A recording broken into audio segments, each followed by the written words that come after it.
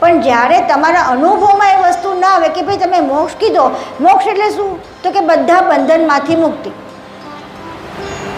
કયું બંધન? તો કે એક તો પહેલાં સૌથી પહેલાં આપણે જેને મોક્ષ કહેતા હોય ને કે સંસારના બંધનોમાંથી મુક્તિ.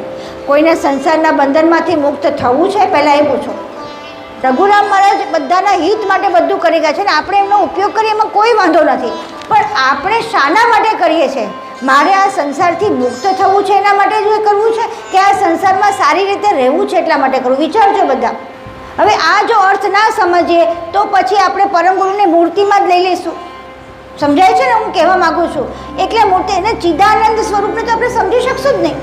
એમના ચિદ સ્વરૂપને તો સમજી શકીએ જે સજાણ જાણ રૂપ સ્વરૂપ છે અને એમનું સ્વરૂપ આ કોઈ મૂર્તિમાં નથી. આપણા માટે આએ હું મનુ તન ધાર સુના માટે કે આપણા માટે આવેલા છે, પણ આપણે પછી એમને આપણા જેવા ગણી લઈશું, હાથ કાન મોઢાવાળા એવા ગણી લઈશું અને એ પ્રમાણે જ એમના દર્શન કરવા ઈચ્છીશું. વિચારજો, કારણ કે અહીંયા આગળ હવે પરમગુરુ જે લઈ રહ્યા છે 8મો અને 9મો એમાં પરમગુરુ પોતાનું સ્વરૂપ બતાવી દે છે. એટલે આપણે શું એમને બાહ્ય રૂપમાં ગણી લઈશું? તો આપણે કેટલો મોટો દોષ કરી રહ્યા છે. આ ચિદાનંદ ચક્રવર્તી ક્યાં છે, કેવા છે અને આપણે કેવા કરી લીધા? હવે નિજ લક્ષ્ય કયો છે? આપણો બધાના લક્ષ્ય જુદા જુદા છે. બધા ધર્મોના બધા સંપ્રદાયના લક્ષ્ય જુદા છે. જે લોકો વૈકુંઠ આપણે કૃષ્ણ ભગવાનને માને છે એ લોકોને ગોલોકમાં જવું છે. જે લોકો વિષ્ણુ ભગવાનને માને છે ને વિષ્ણુ લોકમાં, જે તે લોકમાં એ લોકોના સ્થાન છે અને ત્યાં જ એ લોકોની ગતિ છે. એ લોકોનો મોક્ષ નથી, એ લોકો જે તે લોકમાં એ લોકોની ગતિ છે. જ્યારે આપણો લક્ષ્ય શું છે? કેવલ કર્તાની આપણે પોતાના સ્વ સ્વરૂપને જાણવું અને સ્વ સ્વરૂપને જાણીને પરમ ગુરુ દ્વારા કોને જાણવું? કેવલ કર્તાને જાણવું, એની સાથે એકમેક થવું. આ આપણો લક્ષ્ય છે. એટલે બીજા બધા લક્ષ્યોથી જુદો લક્ષ્ય. અને એટલા માટે આપણું જ્ઞાન પરમ ઉચ્ચ જ્ઞાન કહેવાય છે. કેમ કે અહીંયા લક્ષ્ય જ આખું અતિ ઉત્તમ લક્ષ્ય છે. જે લક્ષ્યમાં બીજા કોઈ ધર્મોમાં બીજા કોઈ સંપ્રદાયમાં આ લક્ષ્યની કોઈને સમજ પણ નથી. જ્યાં સુધી આપણે અંશે નહીં થઈ ત્યાં સુધી આપણા સજાતીય સકર્તાને પામી શકશું નહીં કે એકમેક થઈ શકશું નહીં. જો આ બહુ મુખ્યની વાત છે. કેવલ કર્તા સાથે એકતાર થવું હોય તો કેવલ કર્તાની સુજાણ જાણ સાથે એક થવું પડે, બરોબર કે નહીં? કારણ કે કેવલ કર્તાનું સ્વરૂપ કેવું છે? જાણ સ્વરૂપ, સુજાણ જાણ સ્વરૂપ કેવલ કર્તાનું છે અને એમાં એમની ગતિ કેવી છે? ચૈતન્ય ગતિ છે. ત્યારે આ વસ્તુને જે જાણશો નહીં તો પરમગુરુ સાથે એકમેક નહીં થવાય. કારણ કે પરમગુરુ કેવા છે એ જ આપણને ખબર નથી. પરમગુરુ જાણ સ્વરૂપ છે. હવે જાણ જુદી છે આપણાથી કે એક છે?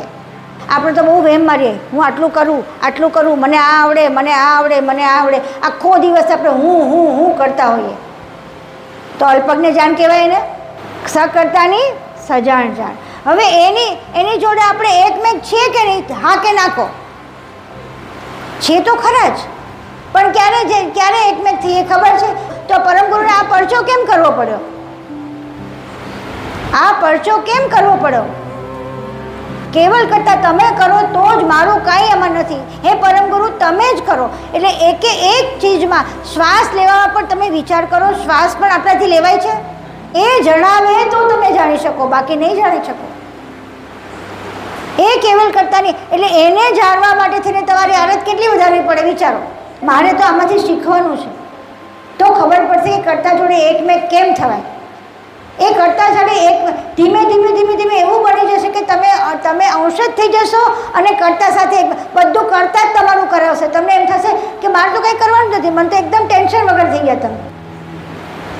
આ જાણ તો જુઓ, આ પરમગુરુની સજાણ જાણ તો જુઓ કેવું મોટું કામ કરે. અમે ખરેખર મને તો આંખમાંથી ડબડબ આંસુ આવી ગયા કે જુઓ તો ખરા આ પરમગુરુ શું કરી રહ્યા છે. चैनल को सब्सक्राइब करिए, बेल आइकन दबाइए, ये वीडियो ज्यादा से ज्यादा लोगों तक पहुंचाइए.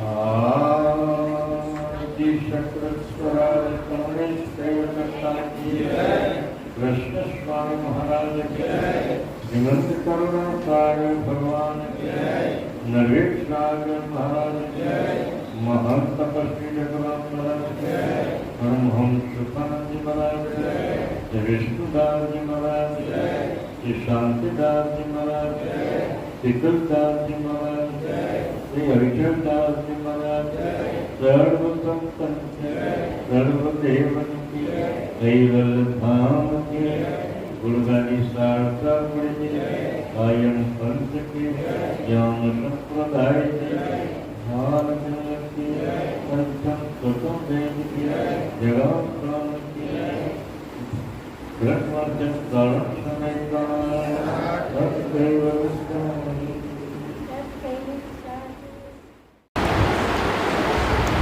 તે માટે મુખ કહેણ મોક્ષ में मत कोई धरो सबूरी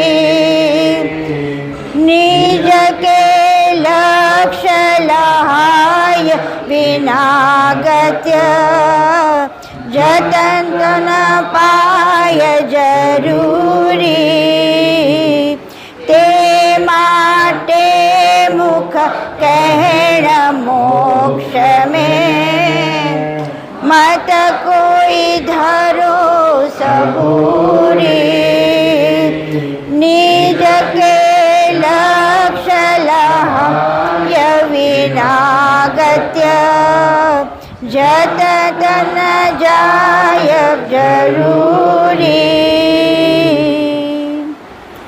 અત્યાર સુધી જેટલા શાસ્ત્રો કે પુરાણો આ બધામાંથી જે કથાઓ કહેવામાં આવતી હતી અને એના ઉપરથી લક્ષ્ય નક્કી કરવામાં આવતો હતો અને એના પરથી મોક્ષ નક્કી કરવામાં આવતો હતો, તો એ પરમગુરુએ સીધે સીધું કહી દીધું કે જે મુખથી કહેલા મોક્ષમાં કાંઈ પેલું નથી, કંઈ દમ નથી, એવું કહી દીધું. હવે મુખથી કહેલો મોક્ષ તો બધા મોક્ષની વાત તો પરમગુરુ પણ મુખથી જ કહે છે. તો આપણે અહીંયા સમજવાનું મુખથી કહેવું એટલે શું. વાણીના કેટલા પ્રકાર? 4. કઈ કઈ? વૈખરી, મધ્યમા, પશ્યંતી, પરા અને ચેતનવાણી. આપણી આ અને આકાશવાણી, પછી ચૈતનવાણી. આ આખી આ વાણીના પ્રકારમાં આ મુખથી કહેલો મોક્ષ એમણે કીધું એ વૈખરી વાણીમાંથી બોલાયેલી વાત છે બધી. અને વૈખરી વાણી કોણ બોલે? કે જે સામાન્ય રીતે સંસારમાં ચાલતા બધા જે રીતિ રિવાજો છે, જે માન્યતાઓ છે, એ પ્રમાણે જ્યારે એને અનુલક્ષીને મોક્ષની વાત કરવામાં આવે ત્યારે એ મોક્ષ કેવો થઈ જાય? એ નિરર્થક થઈ જાય, કારણ કે તમને સાચો મોક્ષ ત્યાં આગળ નથી, એવું પરમગુરુ કહી રહ્યા છે. કે છે કે મુક્તિ પરંપરાએ જે મોક્ષ કહેવામાં આવ્યો છે તેમાં કોઈ વિશ્વાસ ન રાખશો. હવે વિશ્વાસ રાખવાની વાત છે કે વિશ્વાસ હોય, અને વિશ્વાસ ક્યારે હોય? કોઈ પણ વસ્તુનો વિશ્વાસ ક્યારે? તમે એક વખત અનુભવ કર્યો હોય પછી જ એનો વિશ્વાસ આવે. હવે અહીંયા જે મુક્તિ કહેવામાં આવેલી વાત છે, પુરાણોમાં એટલી બધી કથાઓ છે, તમે કોઈ એક પુરાણો વાંચ્યા હોય તો ખબર પડે કે કેવી વાર્તાઓ છે, અને આપણે માન્યામાં ના આવે એવી માન્યતાઓ, એ માન્યામાં એવી વાર્તાઓ અને સંસારથી વિરુદ્ધ થયેલી પણ વાતો છે એમાં પુરાણોમાં. હવે એ આપણા માન્યામાં ના આવે અને તો આપણા અનુભવમાં તો આવે જ ક્યાંથી? અને અનુભવમાં ના આવે તો વિશ્વાસ ના આવે. એટલે પછી કોઈના દ્વારા કહેવામાં આવ્યું, કોઈના દ્વારા કહેવામાં આવ્યું, એમ કરીને જે તમારી નજીક હોય એના પર તમને થોડો વિશ્વાસ હોય તો તમે થોડો વિશ્વાસ કરો. પણ જ્યારે તમારા અનુભવમાં એ વસ્તુ ના આવે કે ભાઈ તમે મોક્ષ કીધો, મોક્ષ એટલે શું? તો કે બધા બંધનમાંથી મુક્તિ. કયું બંધન? તો કે એક તો પહેલાં સૌથી પહેલાં આપણે જેને મોક્ષ કહેતા હોય ને કે સંસારના બંધનોમાંથી મુક્તિ. કોઈને સંસારના બંધનમાંથી મુક્ત થવું છે? પહેલાં એ પૂછો તો મુક્તિની વ્યાખ્યા તમને પાકી સમજાય. સંસારના બંધનમાંથી મુક્ત થાઓ ક્યારે થાઓ? કે જ્યારે તમને સંસાર લાગે ત્યારે. હવે સંસારી લોકોના મુખથી જ્યારે વાત થતી હોય ત્યારે સંસારને જ મહત્ત્વ અપાતું હોય. આટલું કરશો. અત્યારે આપણે અહીંયા પણ તમે જુઓ, રઘુરામજી મહારાજ પાસે જઈ એમની ભસ્મ લઈએ અને ભસ્મનો આપણે પ્રસાદ લઈએ, અને આપણે બધા માંદા પડીએ એટલે તરત જ પ્રસાદ એમના મોઢામાં મૂકીએ, આપણે તિલક કરીએ. આ બધું આપણી અંદર સંસાર છે. રઘુરામ મહારાજ બધાના હિત માટે બધું કરી ગયા છે ને આપણે એમનો ઉપયોગ કરીએ એમાં કોઈ વાંધો નથી, પણ આપણે શાના માટે કરીએ છીએ? મારે આ સંસારથી મુક્ત થવું છે એના માટે જ કરવું છે કે આ સંસારમાં સારી રીતે રહેવું છે એટલા માટે કરવું? વિચારજો બધા કે સંસારમાં રહેવા માટે આપણે ભગવાનને ભજીએ છીએ કે આપણા કેવલ કર્તાને ભજીએ છીએ? આ તમે તમારા મનમાં પૂછી જુઓ કે ક્યાં ભજો છો તમે, અને એ પ્રમાણે તમારો મોક્ષ નક્કી થશે. સંસારમાંથી મુક્તિ મળવી એટલે કેવલ કર્તાને મેળવવા, પણ કેવલ કર્તા આમ નામ મળે? અહીંયા આગળ બહુ બધું પરમગુરુ એટલું બધું સરસ કર્યા છે. આ 8મું 9મું 10મું આ 3 જે ચોપાઈઓ છે એટલી બધી મહત્ત્વની છે કે જો અહીંયા પરમગુરુના સાચા સ્વરૂપની પહેલાંમાં આપણે કહ્યું ને ચિત્ત ચૈતન્ય ચિત્ત ગતિ ક્યાં આવ્યું? આપણે બોલી ગયા હમણાં. હા ના, ચિદાનંદ ચકવે પતિ ગતિ કરન મન શાંત આયે હું જુગ દર્શાવવા ઘટઘટ કેવલ ક્રાંત. આ ઘટઘટને બધાને તમારો એમનું ચિદાનંદ ચિદ સ્વરૂપ બતાવવા આવેલા છે. હવે ચિદ સ્વરૂપ જ્યારે બતાવવા ત્યારે ચિદ શું છે એ સમજીએ નહીં તો ચિદ સ્વરૂપની ક્યાંથી ખબર પડે? તો વસ્તુ ત્યાં છે કે તમે જ્યારે કોઈ પણ શબ્દને સમજો, બરોબર સમજો તો પરમગુરુની વાણીને સમજાય કે પરમગુરુની ગતિ એક શબ્દમાં જુદી જુદી રીતે મૂકી છે પરમગુરુએ.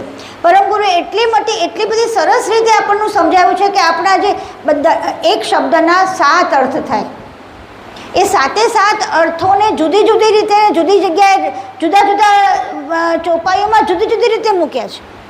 હવે આપણે એને એ સમજીએ નહીં તો જુદી જુદી રીતે એનો અર્થ પણ આપણે એવી રીતે જ લઈએ. આપણું જે આપણી અંદરની માનસિક સ્થિતિ છે એ પ્રમાણે આપણે એનો અર્થ લઈએ. કોઈ પણ વસ્તુનો અર્થ જ્યારે કરીએ ને આપણે આપણને સમજાય એ પ્રમાણે અર્થ કરીએ, નહીં કે પરમગુરુ સમજાવવા માગે છે. ચિદાનંદ ચકવે પતિ ગતિ કરન મન શાંત. હવે આ જે શબ્દ છે ચિદાનંદ ચકવે પતિ કોનો છે? કોના માટે વપરાયો છે? પરમગુરુ માટે. હવે પરમગુરુને તમે ચિદાનંદ રૂપે તમે જુઓ, ચકવે પતિ કે જે જ્ઞાનના સર્વના જ્ઞાન રૂપ પતિ છે, સજાણ જાણ રૂપે પતિ છે. તમારી અંદર જે સજાણ જાણ જે પણ જાણ અલ્પજ્ઞ જાણ આવી છે ને એ પણ આ ચકવે પતિથી આવેલી છે. હવે આ જો અર્થ ના સમજીએ તો પછી આપણે પરમગુરુને મૂર્તિમાં જ લઈ લઈશું. સમજાય છે ને હું કહેવા માગું છું? એટલે મૂર્તિ એને ચિદાનંદ સ્વરૂપને તો આપણે સમજી શકશું જ નહીં.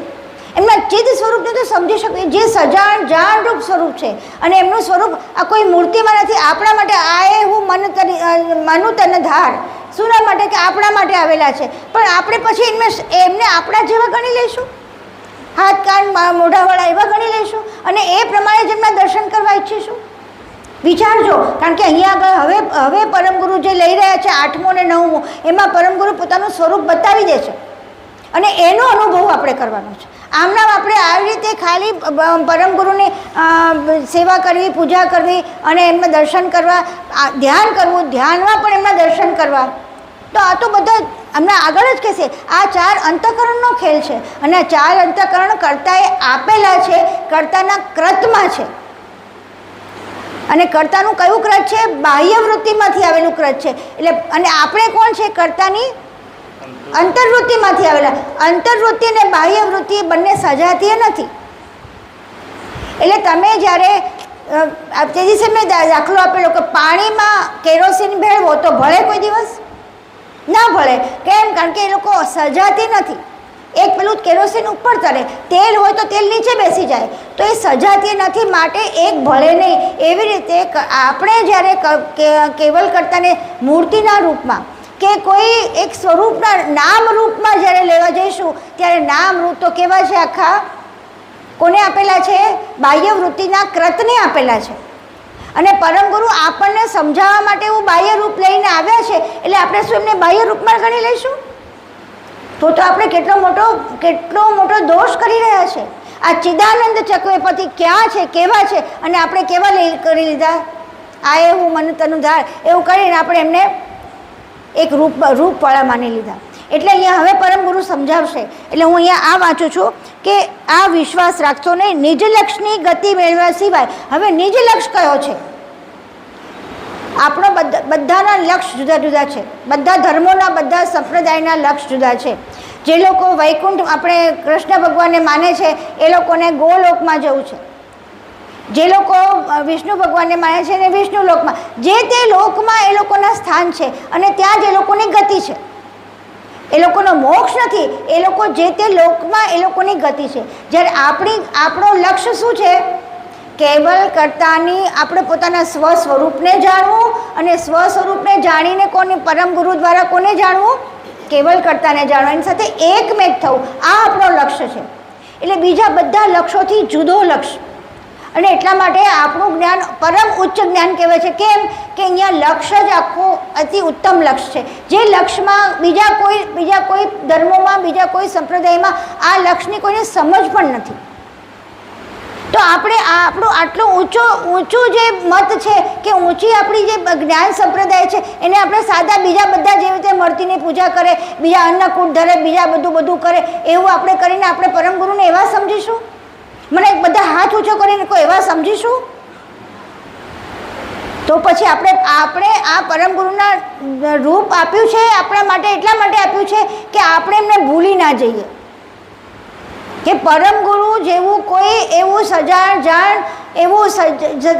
એવી તત્વ છે કે જે તત્વ મને મારા આખા જીવનને, મારા શરીરને, મારા મનને, મારી બુદ્ધિને અને મારા બધા સમગ્ર જીવનને ચલાવે છે. હવે આ ચલાવનાર જે તત્વ છે એ તત્વ સાદું સીધું નથી, કોઈ મનુષ્ય જેવું, કોઈ દેવી દેવતા જેવું નથી, કોઈ અવતાર જેવું નથી.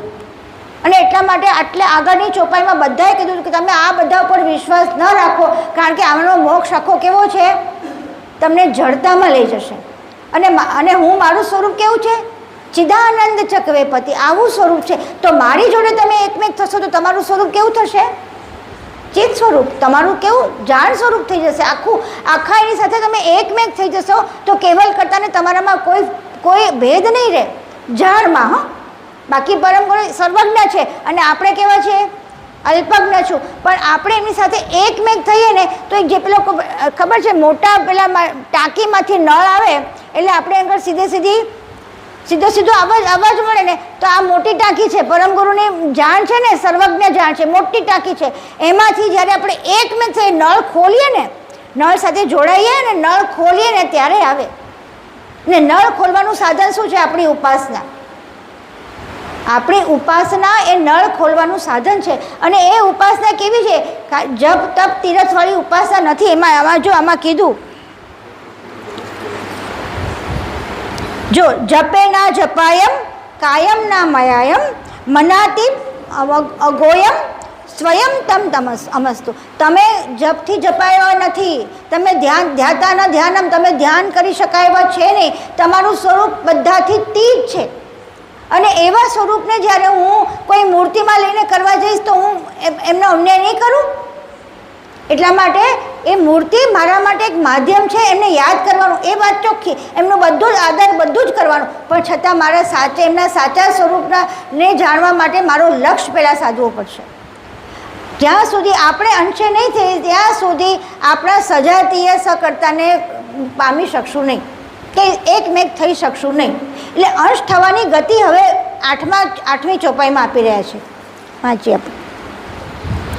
સો નિજ કે લખ અહંગ એહી મમ, પુનિ કારણ કીર્તારુ, ઉભયે કો અનુભવ અનવયે ગત, જીનો હવિત એકતારું, જો નિજ કે લખમ એહી મમ, પુનિ કારણ કીર્તારું, ઉભયે કો અનુભવ અનવયે ગત, જીનો હવિત એકતારું.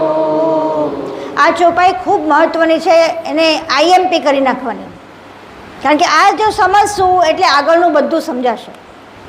જો અહીંયા આપણે વાંચીએ, સો નિજ કે લખ અહંગ એહી મમ, મેં જેને નિજ લક્ષ કયો તે પોતાનું શુદ્ધ અભિમાન રૂપ અહંગ જાણો. આ કોની વાત કરી? શુદ્ધ અભિમાન રગ એટલે આપનપું.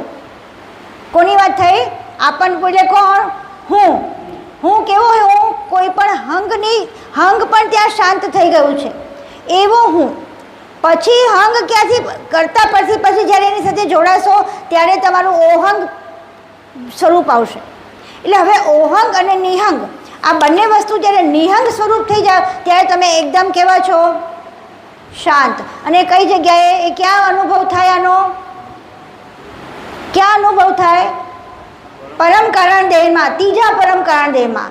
ત્યાં આગળ આપણને આ અહંગ રૂપનો અનુભવ થાય અને એ જ તમારું લક્ષ્ય છે અહીંયા આગળ. એટલે હવે ત્યાં એનો અર્થ એ થયો કે પહેલો દેહ સ્થૂળ દેહ તમારો નથી. જો હું આખત કરતી જાઉં છું, વિચારતા જજો. પછી આવે બીજો દેહ સૂક્ષ્મ દેહ, તો એ પણ તમારો નથી, તમે નથી. એ અહીંયા તમે કહી દીધું નિજ લક્ષ કોણ છે? પોતાનો શુદ્ધ અભિમાન રૂપ અહંગ. આ હું નથી. પછી સ્થૂળ દેહ હું નથી, સૂક્ષ્મ દેહ હું નથી, જીવ હું નથી, આ દેહ હું નથી. પછી ત્રીજો કારણ દેહ, આ હું નથી, સુષુપ્તિ હું નથી, આ બધું હું નથી. એ નથી નેતિ તો બ્રહ્માજી પણ કરે છે, પણ આ નેતિ અને આ નેતિમાં બહુ મોટો ફરક છે. કારણ કે બ્રહ્માજીની નેતિ કર્યા પછી કાંઈ ખબર નથી પડતી કે ક્યાં જવું, કારણ કે ત્યાં નચિતમાં જઈને કેવા થઈ જાય છે? લય પામી જાય છે. એમને પરમગુરુના લક્ષની જ ખબર નથી. એટલે અહીંયા આગળ ચોથો દેહ કયો આવશે? મહાકારણ દેહ. તો એ પણ હું નથી, એટલે ઉર્જારૂપ મારો દેહ એ પણ હું નથી. પછી પાંચમો પરમ કારણ દેહ. પરમ કારણ દેહમાં મારું અહીંયા આગળ બ્રહ્મરંધ્રમાં મારું અંશ સ્વરૂપની વૃત્તિનું સ્થાન છે.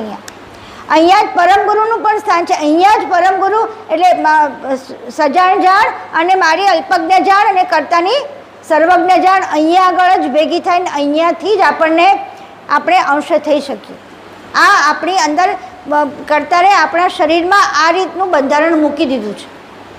એટલે આપણી અંદર જ બધી વસ્તુ પડી છે. એટલે હવે આપણે જે પરમ કારણ દઈને જ્યારે પરવા જઈશું ત્યારે કહેશે કે અહીંયા આગળ મારું ચિત્ત જ્યારે નચિત થઈ જાય, મારા બધા વિચારો શાંત થઈ જાય. જો આ અનુભવ કરવાની વસ્તુ છે, ક્યારે મારા વિચારો બધા શાંત થાય, મારો સંસાર બધો શાંત થઈ ગયો હોય તો ને મારે અહીંયા જવું, અહીંયા કરવાનું, આ કરવાનું, તે કરવાનું, આને મળવાનું, પેલાને મળવાનું, આ વ્યવહાર કરવાનો, આ બધી જ વસ્તુના વિચારો બધા મારા જ્યારે શાંત થઈ જાય ત્યારે આ મારો નચિત અંતઃકરણ મારું જાગૃત થાય.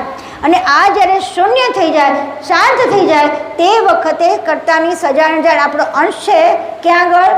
ઉન્મુની અને જાગૃતિની મધ્યમાં એ પ્રગટ થાય. એ પ્રગટ થાય એ જ મારો લક્ષ્ય છે. આ લક્ષ્યને મારું આ કરવાનું છે. એણે કીધું કે અભિમાનરૂપ અહંગ જાણવો તથા. હવે અહીંયા અહંગ તમે અહીંયા આગળ સ્થિર થઈ ગયા, અહીંયા આગળ નચિતમાં તમે સ્થિર થઈ ગયા છો કે આ મારું આપનપું છે. હવે આ તમે જ્યારે વાત આ કેવી રીતે કરવાનું? આખો દિવસ કરતાં રહેવાનું, કામ કરતાં પણ આ હું નથી. જે પણ કામ કરો ત્યાં આગળ કરવાનું. કરતા એ શું કીધું છે? અહંગરૂપ હું છું. તો જ્યાં આગળ આ કોઈ પણ વસ્તુ મારી અંદર રહેતું નથી એવી જ જગ્યાએ હું છું. એટલે આ હું નથી એમ કરતાં ધીમે આવી ટેવ પાડશું ને એટલે ધીમે આપણા નિહંગ સ્વરૂપમાં સ્થિર થઈશું. હવે શું કીધું? તે ઉપરાંત સર્વનું આદિ કારણ જે કૈવલ કરતા એ બંનેનો અનુભવ દ્વારા અન્વય એટલે કે એમની સાથેનો સંબંધ, પરસ્પર સંબંધ બાંધવાની ગતિ પ્રાપ્ત કરે તો જ કેવલ કર્તાની સાથે એકતાર થઈ શકે.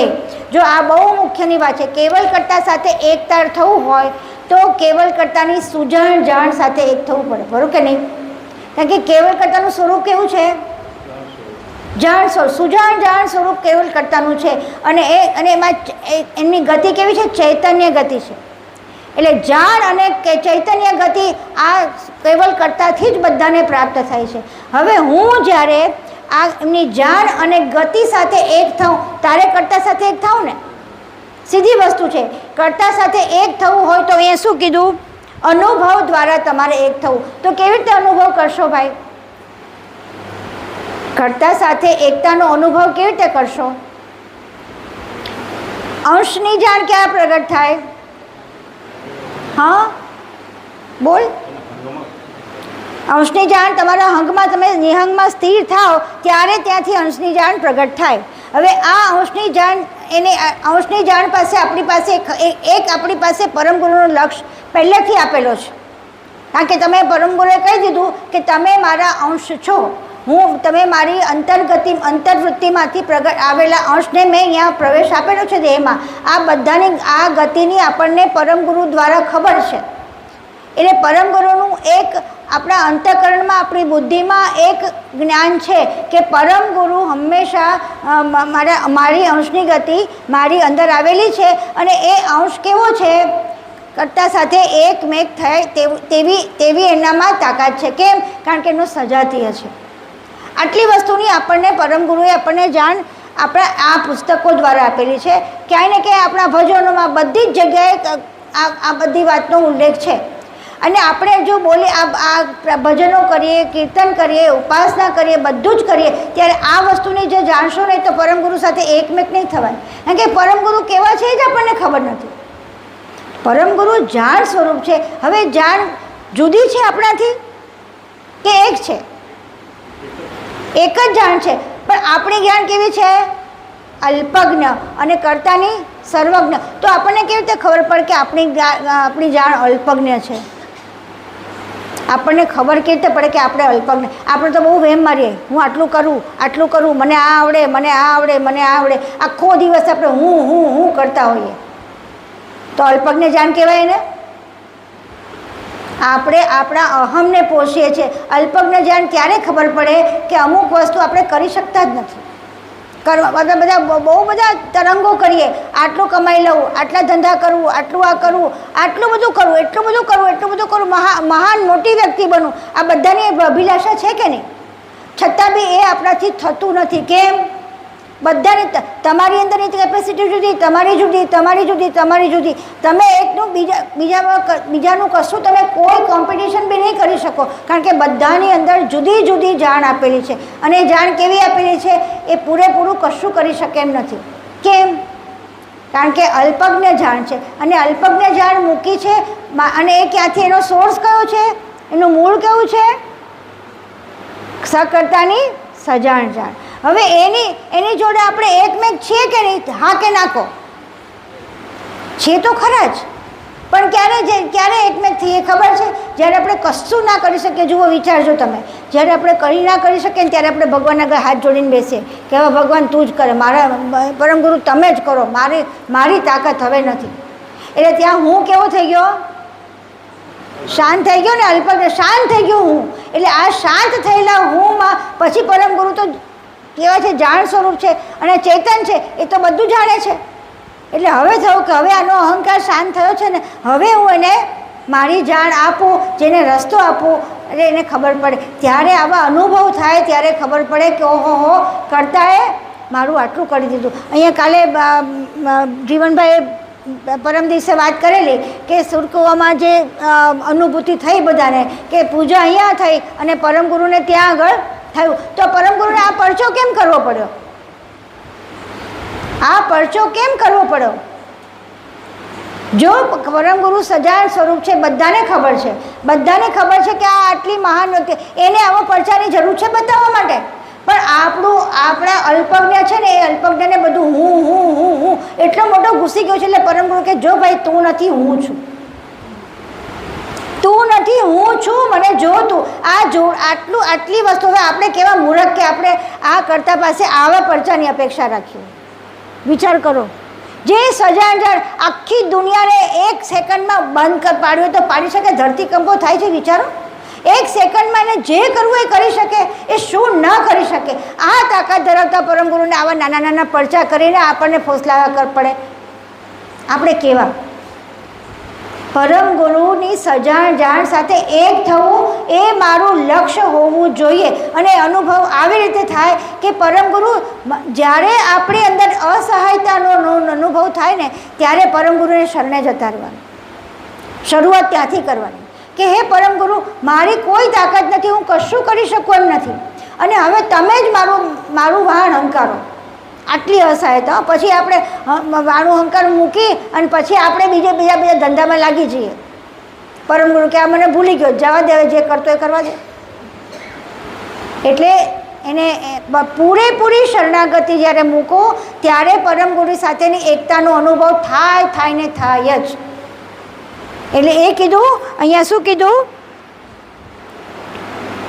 કૈવલ કરતા એ બંનેનો અનુભવ દ્વારા આ કૈવલ કરતા એ બંનેનો અનુભવ દ્વારા પરસ્પર સંબંધ બાંધવાની ગતિ. એટલે હવે ત્યારે તમને ખબર પડી ગઈ કે આ બધું કૈવલ કરતા કરે છે, મારાથી કશું થતું નથી. એટલે હવે શું થઈ ગયું કે આપણે દરેક વસ્તુમાં પહેલાં આપણે જે અસહાય થઈએ ત્યારે કરતા હતા, હવે દરેક વસ્તુમાં કૈવલ કરતા તમે મારી આગળ, તમે મારી આગળ, તમે મારી. આ સાચી ભક્તિ છે, આ ચેતન ભક્તિ છે. અહીંયા કહેશે નવધા ભક્તિ જે છે ને એમાં બધી જુદી જુદી, એમાં કરનારો રહી જાય છે. બધી ભક્તિમાં ભક્તિ કરનારો હું ભક્ત એવું રહી જાય છે. જ્યારે આમાં આ ભક્ત જ શું થઈ ગયો? શરણે આવી ગયો. કેવલ કરતાં તમે કરો તો જ, મારું કાંઈ એમાં નથી. હે પરમ ગુરુ તમે જ કરો. એટલે એકે એક ચીજમાં શ્વાસ લેવામાં પણ તમે વિચાર કરો, શ્વાસ પણ આપણાથી લેવાય છે? આપણાથી એક ક્રિયા, મારે હાથ ઉગામવો, અહીંયાથી ઉપાડવો છે તો આટલી અલ્પજ્ઞ જાણ મારી છે, પણ આ હાથને મને છેક આકાશમાં લઈ જઈ શકું, એનો લાભો કરી શકું? જેટલી અલ્પજ્ઞ કે આ કેટલી જાણ આપી છે મને ખબર છે? પેલું પાળેલું કૂતરું હોય ને એને એક દોરડાથી બાંધેલું હોય, એ કેટલું જાય? આટલેથી આટલું, એનાથી આગળ જઈ શકે નહીં. એવા આપણે પાળેલા કૂતરા જેટલી જાણ આપી છે આપણને. અને આપણે વહેમ મારીએ કે મને બધું આવડે. એટલે કેવલ એટલા બધા અહંકાર વિહીન, એટલા બધા મારી જાણને, મારી જેટલી જાણ છે ને એ પણ તમારાથી આવેલી છે. એટલે મારું તો કંઈ છે જ નહીં આમાં.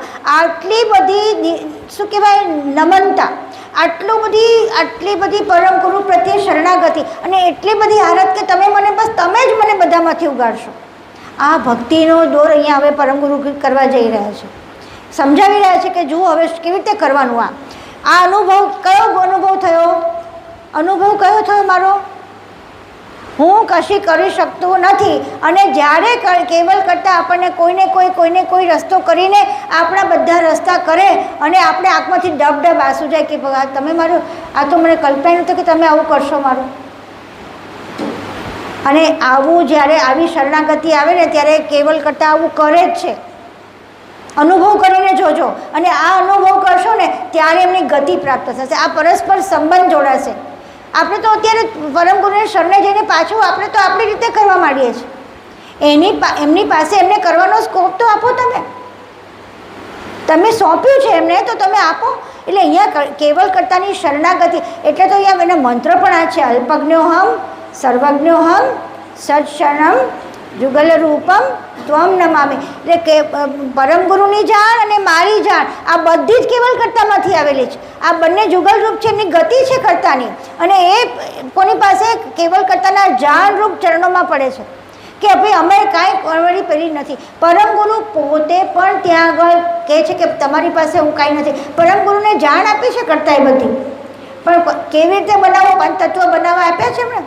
એ તો બધું એ જાણ આખી પરમ ગુરુને કેવલ કરતાંય આપી છે. એ પરમ ગુરુને પણ આપવામાં આવેલું છે, કારણ કે ઉપજન છે એમની. એટલે ઉપજન તો એમને તરફથી આવેલી છે. એટલે પરમ ગુરુ પોતે પોતાનું જાતે કંઈ નથી પ્રગટ કર્યું, એમને પણ કેવલ કરતાંય જાણ આપી છે. તો પરમ ગુરુની જાણ, મારી જાણ, આ બધી જ કેવલ કરતાના જ હવાલે, મારું કાંઈ નહીં આમાં. આ સ્થિતિ જ્યારે આપણી અંદર આવે ત્યારે આ ગતિની એકતા પ્રાપ્ત થાય. હવે આગળ જોઈએ. એટલે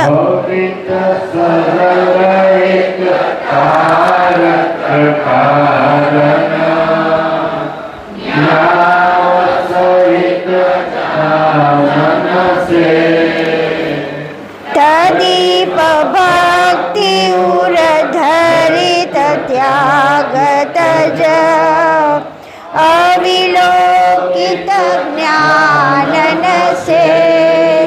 શબ્દ આપ્યો, સોરી, ફરીથી. અવિત સરળ એકતા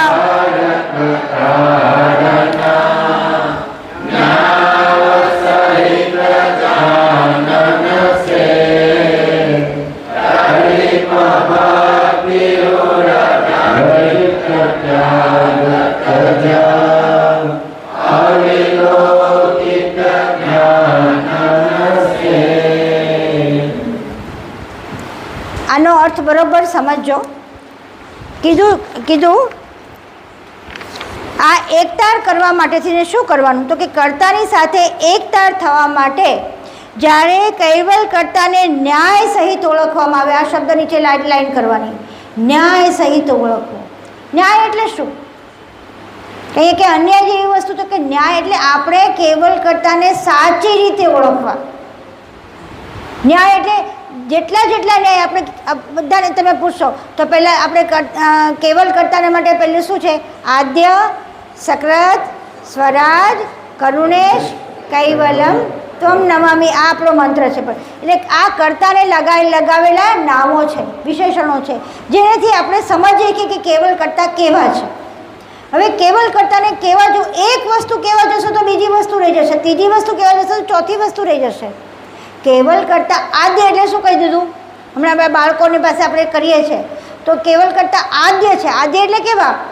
કશું જ નહોતું ત્યારે એ હતા, એ એવા હતા કે આખું ચિત્ત સ્વરૂપ હતા, કશું જ નહોતું છતાં પણ એ ચિત્ત સ્વરૂપ સંકેલીને બેઠા હતા. એટલે એનો અર્થ એ થયો કે આપણે આ વસ્તુની ખબર જ નથી. આપણી પહેલાં કોણ હતું? આપણે દાદા, આપણને ખબર છે. આપણા દાદા, એના પરદાદા, આ દાદા, એ બધી આપણને બધા નામ જાણો તો નામ પણ કરી શકીએ, પણ આપણને એ ખબર છે કે આપણા કર્તા કોણ છે? આપણે અહીંયા અનુમાન કરવું પડે કે આ દાદા, તમે કેમ છો અહીંયા? તો કે મારા દાદા હતા ને એટલે હું છું, ખરું કે નહીં? તો આપણને જન્માવનાર કરતા હોય તો જ આપણે હોઈએ કે નહીં? તો આ આદ્યનો અર્થ એ થયો કે એ મારા કરતા એટલે મને બનાવનાર મારા પિતા છે, પરમ પિતા છે. આ એક ન્યાય થયો. આ ન્યાય કરીએ છીએ આપણે. હવે એટલે આ ન્યાય સહિત ઓળખવાના છે આપણે, એક વસ્તુમાં નથી લેવાના. કયા આદ્ય, પછી સક્રત કીધા. સક્રત એટલે કેવું? આખું જગતનું ક્રત જે બનાવેલું છે એટલું ઉત્તમ રીતે બનાવેલું છે, અને એટલું એમાં એક મિનમેક પણ પેલું શું કહેવાય કે ક્ષતિ નથી, કોઈ ભૂલ કરતાએ કરેલી નથી. આટલું પરફેક્ટ બનાવેલું કરતાનું જગત, એની અંદર હું પણ છું, આ જગતમાં હું પણ છું, અને હું એમનો અંશ છું. તો મારામાં કેવું હોય? એ પરફેક્ટ હોય તો મારી અંદર પણ એને સજાતી છું, તો મારી અંદર એની સાથે એકતા કરું તો મારે એમનું પરફેક્શન મારામાં આવે કે ના આવે? એની પૂર્ણતા મારી અંદર એક આવે કે નહીં? પૂર્ણ જ છું. એ રીતે ચેતન રૂપ છું, છાન રૂપ છું, પણ અલ્પજ્ઞ જાણ છું. અહીંયા આટલી વસ્તુ. એક તો ન્યાય બીજો શું થયો કે કેવલ કરતા બધાના કરતા છે. એટલે હવે આ બીજો ન્યાય એ થયો કે એ કરતા હોવાથી બીજી કોઈ નામમાં એમને જોડી શકાય નહીં, બીજા કોઈ, કારણ કે આ બધું જેટલા નામો દેખાય છે બધા કૃત છે. અને કોના છે? આ કર્તાનું કૃત છે. સમગ્ર જગત આખું કર્તાનું કૃત છે. તો આ કૃત અને આ જે આખું જગતના કૃતના કોઈ પણ દેવતા, કોઈ પણ વ્યક્તિ, કોઈ પણ વસ્તુ એ કર્તા સાથે એ પહેલાં થઈ શકે? કેમ? જો એ અંશે ના થાય તો એ બધા કેવા થઈ જાય? જડતામાં જતા રહે. કેમ? કારણ કે એ કર્તાના ચેતન સ્વરૂપને જાણતા જ નથી. પોતાના અંશ સ્વરૂપ એટલે પહેલાં પોતાના અંશ સ્વરૂપને જાણવું અને પછી કર્તાને જાણવું, આ બે વસ્તુનું આપણા માટે લક્ષ્ય છે. એક લક્ષ્ય નથી. આપણપુને જાણો, આપણપુ ક્યાંથી આવ્યું, એના કર્તા કોણ, એ કર્તાને જાણો, અને પછી કર્તા સાથે એકમેક થવું. હવે કર્તા તમારે એ આટલું જાણવું નથી, આ કર્તા તમારો હાથ પકડી લે, તમને એ રહેવા ન દે. કારણ કે કેમ? એને કીધું આ બધું મૂકીને મારી પાસે આવ્યો છે. અહીંયા આગળ એ આ જ્યારે આરત વધતી જાય, એક ન્યાય થતો જાય ને, આપણે આરત વધતી જાય. ન્યાય સહિત જાણવા છે કર્તાને. પછી શું કીધું? આદ્ય, સક્રતા, સ્વરાજ. સ્વરાજ એટલે શું? જે સમગ્ર જગતમાં એનું જ રાજ ચાલે છે, સ્વનું રાજ છે. એની ઉપર કોઈ બીજો રાજા નથી, એના ઉપર બીજું કોઈ ઉપર હવે પેલું નથી. આવા જે સ્વરાજ છે એમની આગળ હું શું છું? એટલે આ ન્યાય પાછો થયો. એટલે મારા પણ અહીંયા આગળ ધીમે ધીમે શાંત પડી જાય. પછી શું થયું? આદ્ય, સક્રત, સ્વરાજ, કરુણેશ. હવે કરુણેશ કેમ કીધા? આ બધા દેવતાઓ છે, બધા પાસે કરુણા છે, અને બધા કોઈને કોઈ. ગણેશજીને વિઘ્નહર્તા કીધા, એટલે આપણે કોઈ પણ કામ કરીએ ને ગણેશજીનો પેલો શ્લોક બોલીએ. પછી કોને કીધા? જો આપણે બધું કરતા હોઈએ છો, તમે માનો કે ના માનો, બધા અંદરની આ બધી માન્યતાઓ હોય જ છે બધાની અંદર. તો આપણે એમ કહીએ કે આપણે કેવલ કરતાને એકલાને માનીએ, પણ આ બધી માન્યતાઓ, કારણ કે આમ નહીં કરીએ તો આમ થશે, આમ નહીં કરીએ તો આમ થશે. હનુમાનજીને કેમ આપણે પેલું કરીએ, દુઃખ આવે એટલે હનુમાન ચાલીસા ચાલુ કરી દઈએ? આ બધા કરતા હોય છે, મેં જોયા છે બધાને, એવું નથી કે કોઈ નથી કરતું. પણ કેમ? કારણ કે આ બધો ડર છે. આ ડર કેમ છે? આ બધાને કરુણા તો કેવલ કરતાએ આપેલી છે. હનુમાનજીને બળ કોને આપ્યું છે? કેવલ કરતાએ. વિઘ્નહર્તાને વિઘ્ન કરવાની જાણ કોને આપેલી છે? કેવલ કરતાએ. બધી જ કરુણા દરેકે દરેક દેવતાઓને કેવલ કરતાએ પોતે આપેલી છે. તો હવે એ કરુણાના સાગર છે. આ બધી કરુણા ભેગી કરો ને તો એમની આ બધી આપી દીધી ને તો એમનામાંથી કંઈ ખૂટતું નથી. એ કરુણાના સાગર છે. સાગરમાંથી ચીડિયા ચંચ ભરી રહે, સાગર સમતમ છું. ચીડિયા એક આપણા બધા દેવતા તો ચીડિયાઓ છે બધી.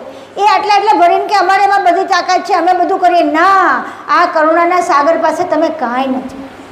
આવો વિવેક કરીને, ન્યાય કરીને કેવલ કરતાને આપણે જાણશું ત્યારે શું થશે કેવલ કરતા માટે? આપણો ભાવ ક્યાં પહોંચશે? વિચાર તો કરો. પછી કીધું કૈવલ. કૈવલમ તો કેવા કેવલ? કેવલ એટલે કેવા?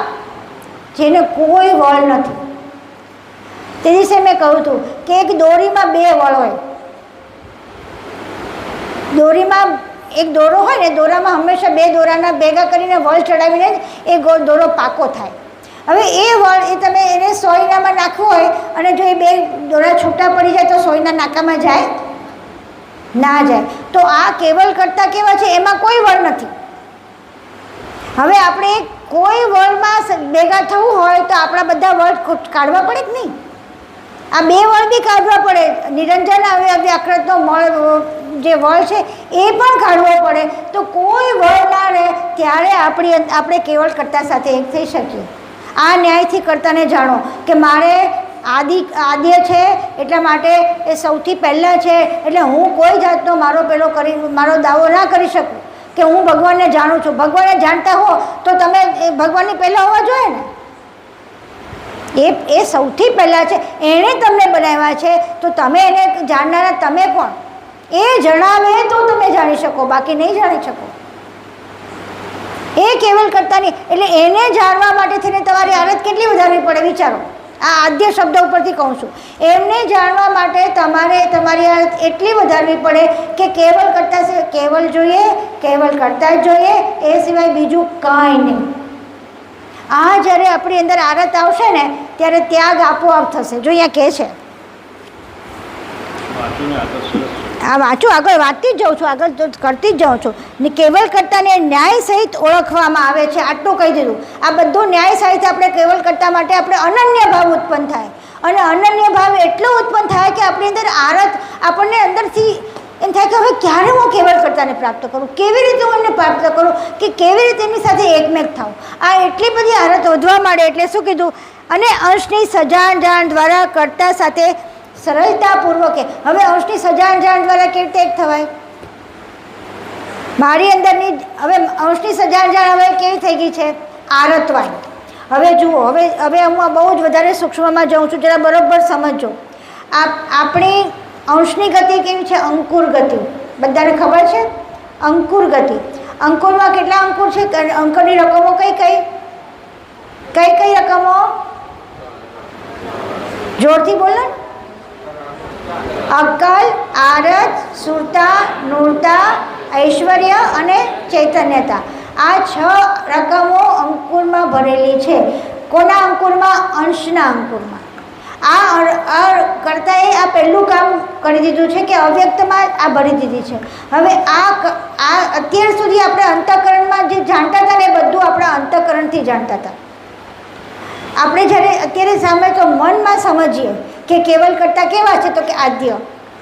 આ બધું મનમાં સમજ આવે, એમાં સંકલ્પ વિકલ્પ થાય થવા માંડે કે આદ્ય એટલે કેવા, કેટલા પહેલાં હશે, કેટલા વર્ષો પહેલાં. એટલે પછી કાલની ગણતરી મહેશભાઈ કરાવે ને આપણે જોઈએ કે કેવલ કરતા ક્યાં છે, ક્યાંથી. તો એ બધી જ વસ્તુ એટલે આપણી અંદર આ સંકલ્પ વિકલ્પો ચાલીને આપણે ધીમે અનુમાનથી ન્યાય કરતા થઈએ કે આ તો એ કોણ ન્યાય કરે? મન. પછી એમાંથી નિર્ણય કરે બુદ્ધિ. શું કરે? કે ના હવે મારે કેવલ કરતાને બરોબર એકમેક થવું પડશે કોઈ પણ રીતે. હવે એ તમારી એ એટલી બધી બુદ્ધિ અને મન આ બંને એકલક્ષી કેવા બની જાય, ભાલ તિલકની અણી રૂપે. ક્યાં કેવલ કરતાને કેવી રીતે જાણું, કેવી રીતે ઓળખું, ક્યાંથી કરવું, કઈ રીતે હું એમને જાણું. આ હવે એની સજાણજાણ પ્રગટ થઈ રહી છે. આજે કીધું ને અહીંયા શું કીધું, એક મિનિટ જો અહીંયા છે, તે નિજપતિની સાથે અહીંયા અંશની સજાણજાણ દ્વારા કર્તા સાથે સરળતાપૂર્વક એકમેક થવાય. આ સરળતાપૂર્વક એકમેક થવાની રીત બતાવું છું. અંતઃકરણો હવે ધીમે ધીમે પોતાનું કામ છોડી દેશે. મન એના પેલું થઈ અને કેવું થશે, નૂરતામાં જતું રહેશે. કેમ કે અંદરથી ઊંડા ઊંડા ઉતરવા મળશે કે ક્યાંથી કેવલ કરતા આ શું કામ બનાવ્યું છે, આ મને આવું આપણે કંઈ દુઃખ આવે ને તો આપણે દુઃખમાં ભગવાને આવું દુઃખ મને કેમ આપ્યું. પણ એ જે સાચો સાધક છે, જે કેવલ કરતાનો સાધક છે ને, એ તો કહેશે કેવલ કરતાએ આ મને કેમ આપ્યું. હું એના ઊંડો ઉતરીને જોઉં કે આવું આ કરવાથી મને કેવલ કરતા શું સમજાવવા માગે છે, શું સમજવા માગે છે, આ કયું તત્વ મારી અંદર કામ કરી રહ્યું છે, આ કેવલ કરતાનું કયા તત્વ દ્વારા કરતા મને કંઈક ને કંઈક બોધ આપવા માગે છે. એટલે આ જ્યારે ખોજ શરૂ થાય એટલે તમારી સજાણજાણ ચાલુ થઈ જાય. સમજાય છે? અને આ સજાણજાણ કેવલ કરતા સાથે એક થઈ જાય કે હા પછી સમજ પડે કે જો ધારો કે મને બહુ પેટમાં દુખાવો પડે બરાબર, અને મારે ક્યાંય બહારગામ જવાનું હતું.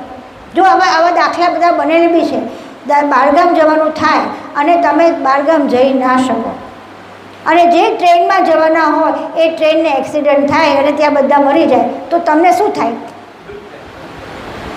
શું લાગે કે કેવલ કરતાં મને બચાવ્યું. આ તો પેટમાં દુખવાનું કારણ શું હતું? કરતાં મને બચાવવા માગતા હતા. આવા નાના પ્રસંગો, આ તો મોટો પ્રસંગ છે, પણ આવા ઝીણા પ્રસંગો આપણા જીવનમાં બનતા હો કે જે વસ્તુ કેવલ કરતાં આપણને કંઈક ને કંઈક બતાવો. કોઈ મારે એમ કે સાસુઓને ઝઘડો થયો, જો નાના પ્રસંગો કહું છું. આ ઝઘડો થાય ને પહેલાં એકબીજાને પેલું કરે કે તું આવી છો, તું તેમ છો, એ તરત જ મારી અંદર ચક્કર ચાલુ થાય કે મારું કયું તત્વ ચાલતું હતું કે જેથી હું મારામાં ક્રોધ આવ્યો, હું સામે બોલી. અને એ તત્વ કેમ કરતાંય ચલાવું તો કે મને મારે એમની સામે બોલીને મને એટલી ખબર પાડી કે હું બહુ તો ડાઈ પોતાની જાતને માનું છું, બહુ સાધક માનું છું, બહુ ભક્તિ કરું છું, પણ જો મારથી એ બોલાઈ ગયું ને તો એ મારી જાણ પેલી ચાલુ થઈ ગઈ કે નહીં જો આ મારે બોલાય નહીં. કારણ કે કેમ, હું કેવલ કરતા નહીં, બધાની અંદર મારે અંશ જોવાના છે, બધાની અંદર એ જ અંશ ત્યાં આગળ છે. તો અંશ રૂપે જ્યારે હું મારા સાસુને કે મારા વહુને જોઈશ તો મારી અંદર આ બોલવાનું રહેશે નહીં. તો આ જાણ આવી કે નહીં? તમે આ વિચાર્યું તો જાણ આવી, નહીં તો શું થાય, સામસામા ચાલુ પડી જઈએ. પણ જ્યારે આ વિચારવાનું શરૂ થાય ત્યારે આ સજાણજાણ અંશની ચાલુ થાય, અને અંશની સજાણજાણ ચાલુ થાય તરત જ તમે કેવલ કરતાં બતાવે કે જો અહીંયા આગળ. અને પછી શું થાય કે બીજા કે ત્રીજે દિવસે એવું બને કે એમણે જે કહ્યું હતું ને એ જ ઘટના ઘટે તો કે જો મને સાસુએ કીધું ને મેં માન્યું ને તો હું આમાંથી બચી ગઈ. કારણ કે કરતાં બધી જગ્યાએ બધાને નિમિત્ત બનાવીને આપણને સજાણજાણ આપી રહ્યા છે. આપણને ખબર બી નથી, બધાને નિમિત્ત બનાવે છે ને બધા. અત્યારે મારે શરણબે કંઈ પણ કશું બોલતો હોય ને તો મને તરત જ પહેલાં વિચારું કે એ શું મને સમજાવી રહ્યો છે. ભલે એને સમજ નથી પણ મને ખબર પડે કે મને શું સમજાવી રહ્યો છે. તો મારી સજાણજાણ ચાલુ થાય કે નહીં? જો મારી અંદર કર્તાની સજાણજાણની સાથે એક થવું હોય તો મારે મારી દરેક ક્રિયાને અવલોકન કરવું પડે, અને અવલોકન કરીને કર્તાની સજાણજાણ સાથે એક થવું પડે. હું પ્રેક્ટિકલ કહું છું, અને આ પ્રેક્ટિકલ કરશો તો તમારી કર્તા જોડે એકમેક થવામાં શું કીધું, સરળતા રહેશે, એકદમ સરળ થઈ જવાશે.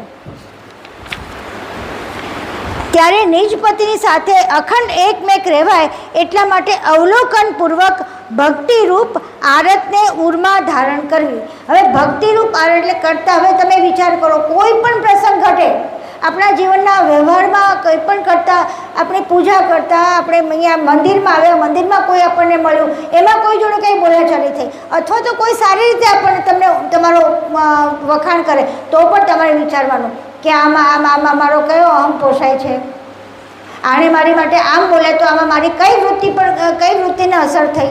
તો મારી દરેકે ક્રિયા પાછળ કર્તાની સજાણજાણ પડેલી છે, અને મારી સજાણજાણ એની સાથે એક કરવું એટલે તરત જ મને સમજાય છે કે આના માટે મને આ ક્રિયા થઈ છે, આના માટે મારે અહીંયા આવવાનું થયું છે, આના માટે પેલી વ્યક્તિ મને મળી છે, એટલે આ બધું જ મને સમજાવવા માટે. એટલે હવે તમે વિચાર કરો કે તમારી અંદર કોઈ પણ પ્રત્યે રાગ દ્વેષ રહેશે?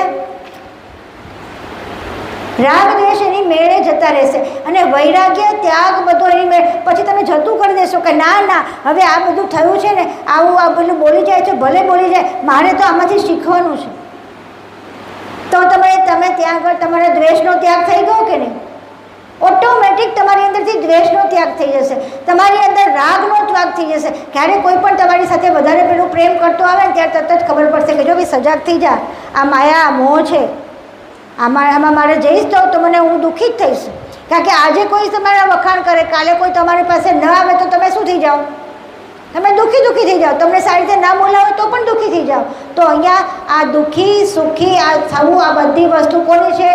કાળ અને ભાવના, તમો ગુણના કાળ અને ભાવનામાં છે, રાગ અને દ્વેષ બંને. તો કયા તત્વોનું કામ ચાલી રહ્યું છે? તમો ગુણનું કામ ચાલી રહ્યું છે, અચતગણનું કામ ચાલી રહ્યું. તરત જ તમે બધા તત્વો યાદ આવવા મળે. અને તત્વો ક્યાં છે? તત્વો બધા કર્તાના કૃતના છે. એટલે એની જોડે મારે એક થવાનું નથી, મારે તો મારી અંશની સજાણ સાથે એક થવાનું. તો એ ત્યાં આગળ કર્તાએ શું સજાણ આપી અને આ ક્રિયા મને કરાવી છે. નાના પ્રસંગોમાં કાલથી તમે જરાકનું જોતા શીખજો તો ખબર પડશે કે કર્તા જોડે એકમેક કેમ થવાય. એ કર્તા સાથે એક ધીમે ધીમે એવું બની જશે કે તમે અંશ જ થઈ જશો અને કર્તા સાથે બધું કરતા જ તમારું કરાવશે. તમને એમ થશે કે મારે તો કંઈ કરવાનું નથી, મને તો એકદમ ટેન્શન વગર થઈ ગયા. તમે વિચાર કરો, અત્યારે આપણે સવારથી ઉઠીને ટેન્શન ચાલુ થઈ જાય, આ કરવાનું પેલું કરવાનું, આમ નહીં થયું તેમ નહીં, પેલા બોલશે. હવે તમે કર્તાને સમર્પિત થઈ ગયા છો તો હવે જો કોઈ બોલશે ને તો કે આ કર્તાએ બોલાવડાવ્યું. સમજાયું તમને? કર્તાએ બોલાવડાવ્યું. હવે તમે બધો વાર કોને આપશો? કરતા કંઈક કારણ હશે માટે બોલાવ્યું, કંઈક મારી ભૂલ હશે માટે થયું.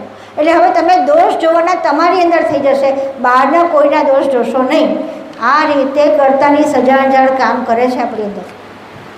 અને આને પ્રેક્ટિકલ કરવાનું છે તો તમે કર્તા સાથે એકમેક આમ ધ્યાન કરશો. તમે લક્ષ્ય ધ્યાન કરશો, 2 કલાક લક્ષ્ય ધ્યાન કર્યું અને પછી તમે ઘરે ગયા ને ઘરે કંઈક ક્રિયા થઈ, કંઈક તકલીફ થઈ, એટલે આપણું લક્ષ્ય ધ્યાનનું બધું જતું રહેશે અને ક્રોધ તો આમ ઉપર ચડી જશે.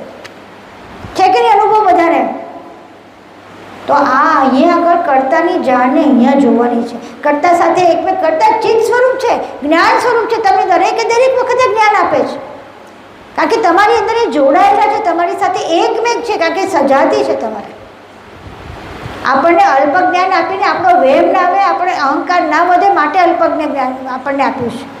હવે આપણે જ્યારે એકમેક થઈ જઈએ ત્યારે તો આપણે ચિંતા જ શું કરવાની છે? હવે એ જ કરે જ બધું. આ હું પ્રેક્ટિકલ કહું છું ને આ પ્રેક્ટિકલ સાચું કહું, હું મારા જીવનમાં અનુભવું છું. એટલે આમનામ નથી કહેતી હું. એટલે આ આપણા જીવનમાં જેમ અનુભવશું ને એમ આપણે કર્તા સાથે એકમેક થઈશું.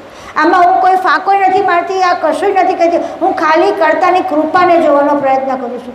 એકલા કર્તાની કૃપાને જુઓ બસ બધી જગ્યાએ. એટલે અહીંયા આગળ ભક્તિ આપોઆપ થવા મળશે અને આરત એટલી બધી વધી જશે કે તમારો ત્યાગ, તમે કંઈ ત્યાગ કર્યો છો ને એ તમને ખ્યાલ નહીં રહે. ચાલો આગળ બીજું.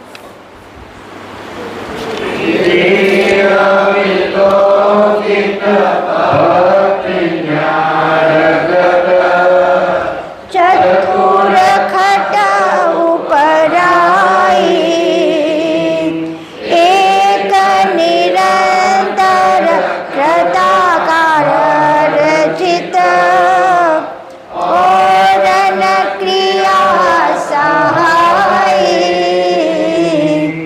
તે અવિલોકિત ભક્તિ ન્યારગત ચતુર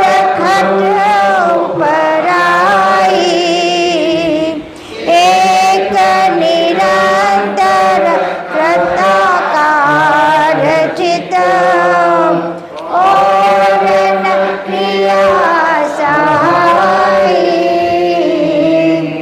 હવે તમને ક્રિયા ઉપર ધ્યાન નહીં રહે, કર્તા ઉપર ધ્યાન રહેશે. કોઈ પણ ક્રિયા કરશો ને કર્તા મને શું કહેવા માગે છે, કર્તા મને કઈ રીતે મને જાણ આપે છે. એટલે હવે શું કીધું? તે અવલોકનપૂર્વક ધારણ કરેલી ભક્તિની ગતિ ન્યારી છે. આ અવલોકન પૂર્વક કરેલી ભક્તિ છે. સતત તમે જુઓ છો કે મારા કરતાં મને શું આપી રહ્યા છે, શું કરી રહ્યા છે, મારી સાથે આવું વર્તન બધા લોકો પાસે કરાવીને કે સારું કે ખોટું એ કરતાં કરીને મને શું સમજાવી રહ્યા છે, કયો વૈરાગ્ય ધારણ કરવાનું કોનો ત્યાગ કરવાનું કહી રહ્યા. કામ ક્રોધ મદ મોહનો ત્યાગ નથી થતો. એને ખાલી તમારે કરતાં તો બધું આપેલું જ છે તમને. એનો ક્યાં આગળ કેવી રીતે ઉપયોગ કરવો જુઓ. આપણને કોઈ કશું કહી જાય ને એટલે આપણને ક્રોધ આવે સામે, ત્યારે કરતાની જાણ શું કામ કરે? અવલોકન. આજે શું કીધું? અહીંયા અવલોકનપૂર્વક કરવાની વાત છે. ભક્તિ કેવી છે? અવલોકન ધારણ કરેલી ભક્તિ. એટલે અવલોકન કહ્યું કે કરતાએ મારી સામે આવી રીતે કોઈએ કર્યું અને મારી અંદર ક્રોધ આવ્યો, અને મારી અંદર એ ક્રોધ આવ્યો એટલે હવે મારે શું કરવાનું છે? આ ક્રોધ તો કરતાએ આપેલો છે, પણ આ આપેલો ક્રોધ છે એટલે મારે એનાથી દુઃખી થવાનું? કારણ કે હું તો અંશ છું અને અંશ તો બધાથી પર છે. અંશને કશું લાગતું વળતું નથી આ બધા જોડે. તો પછી આ કોને લાગે છે? તો કે અંતઃકરણને લાગે છે. અને અંતઃકરણને લાગે છે તો અંતઃકરણ તમે છો? અંતઃકરણ તો કર્તાનું કરે છે. હું તો અંતઃકરણનો સ્વામી છું. અંતઃકરણને હું ચલાવી શકું તો ક્રોધ મારે કોની પર કરવાનો? ક્રોધ કરવો પડશે. કોની પર? કેમ ક્રોધ કર્યો? આપણી જાતને જ કહેવાનું કેમ ક્રોધ કર્યો, કેમ? કારણ કે મારે તો કર્તાની સાથે એક થવાનું છે. કર્તા આ ક્રોધ કરીશ તો મારી વૃત્તિ કર્તા સાથે એકમેક થશે. મારે તો બીજા જોડે મારે પેલી બાજુ મારી વૃત્તિ ક્યાં જશે? પેલી વ્યક્તિ જોડે, કે જે વ્યક્તિ. હવે તમે ચેતનની દ્રષ્ટિ કેવી છે ખબર છે? ચેતન દ્રષ્ટિ બહુ જ પાવરફુલ છે. આપણી જ્યારે કર્તાની અંશની દ્રષ્ટિ શરૂ થઈ જાય ને તે ચેતન દ્રષ્ટિ શરૂ થાય, અને ચેતન દ્રષ્ટિ જ્યાં દ્રષ્ટિ કરે ને એને પાવરફુલ બનાવી નાખે. હવે મેં ક્રોધ કર્યો કોની ઉપર? બીજી વ્યક્તિ પર ક્રોધ કર્યો, તો મારી ચેતન દ્રષ્ટિ ત્યાં ગઈ ને. જેવી મેં જોવાનું ચાલુ કર્યું કે આ મારો ક્રોધ થયો, તો હવે કોને પાવરફુલ બનાવશે? સામી વ્યક્તિને પાવરફુલ બનાવશે તમારી ચેતન દ્રષ્ટિ. એ તમારી સામો થશે. એટલે તમારે શું કરવાનો? ક્રોધ ક્યાં કરવાનો? એને રિવર્સ કરી નાખવાનો. ઉલટ ક્રિયા થઈ ક્રોધની. કોને આપ્યું કે ભાઈ તારે ક્રોધ નથી કરવાનો, માટે તો હું કરતા સાથે એકમેક નહીં થઈ શકું. એટલે આ રીતની ઉલટ ક્રિયા કરતા આખી પંચમ વેદમાં ઉલટ ક્રિયા બધા જ તત્વોની આપેલી છે. 84 તત્વોની ઉલટ ક્રિયા છે. બોલો, એમાં 72 તત્વોની મુખ્ય ઉલટ ક્રિયા છે. તો એ ઉલટ ક્રિયામાં શું છે? આ જે પણ વસ્તુ કરતા આપેલી છે કંઈક કારણસર આપેલી છે. આ ક્રોધ મને આપ્યો તો કોનાથી થયો? મને જણાવવા મને કે મંઠો તું તારામાં તારી જાતને બહુ મોટો ભગત માને છે ને, આ ક્રોધ થયો ને. આ ક્રોધ તો તમો ગુણનો છે. આ પરમ કારણ દેહમાં આવેલી પ્રકૃતિ છે, અને તું એ પ્રકૃતિ રૂપ બની ગયો. તમારી જાણ ક્યાં ગઈ? તરત જ તમે ટોકે ને તમારી જાણ કે તો આ તો તમે પ્રકૃતિ રૂપ બની ગયો. તું તો અંશ છે અને તું પ્રકૃતિ રૂપ બનીને હવે ક્રોધ કરે છે. એટલે હવે ક્રોધ ક્યાં થશે? આપણી જાત ઉપર. સામી વ્યક્તિનો ક્રોધ શમી જશે ઓટોમેટિક. કારણ કે ચેતન દ્રષ્ટિ ક્યાં ગઈ? મારા તરફ. અને મારા તરફ ઉલટીને આવી છે, એટલે એ તમારી અંદરના રહેલા ક્રોધના જે સૂક્ષ્મ કણો હશે ને એને પણ કાઢી નાખશે. આટલું મોટું કામ પરમગુરુ આવી રીતે કરે છે. વિચાર તો કરો. ખાલી એમ જ કીધું કે અવલોકનપૂર્વક ધારણ કરતું ભક્તિનું. અવલોકનપૂર્વક એટલે તમે ભક્તિ કરતાની ભક્તિ અવલોકનપૂર્વક દરેક ક્રિયામાં થવી જોઈએ. એકલી પૂજામાં, એકલા નામ જપમાં, એક બધામાં ચોખ્ખું કહી દીધું કરતા કે જપ તપ ધ્યાન ધારણા બધું કશુંમાં હું નથી. તો ક્યાં છો? જાણમાં છો. બહુ મોટી વાત છે, બરોબર સમજો. જીવનમાં બહુ મોટું કામ લાગશે. આગળ ના ચોપાઈને હજી એમાં થોડું બાકી છે. હા, હવે શું કીધું? ભક્તિ ન્યારી હોય 10 પ્રકારની ભક્તિથી પર. હવે વિચાર કરો, 10 પ્રકારની ભક્તિ કેવી છે? કોઈને ખબર છે? નવધા ભક્તિનું નામ ખબર છે? 9 પ્રકારની ભક્તિ છે. એમાં ચરણની સેવા કરવી, બધા મને ક્રમ નથી યાદ અત્યારે આવતો. ચરણની સેવા કરવી, નામ કરવું, જપ કરવો, પછી પાદ સેવનમ ચરણોની સેવા કરવી, પેલું ભજન ગાવા, કીર્તન ગાવું, સ્તોત્ર ગાવા, આખો દિવસ અવિરતપણે ઉપવાસ કરવા, તીર્થાટન કરવું, આ બધું જ નવધા ભક્તિમાં છે. હવે વિચાર કરો, મેં તમને જે આ ભક્તિ કીધી એમાં આવે? આ અવલોકનપૂર્વક ધારણ કરેલી ભક્તિ આમાં આવે?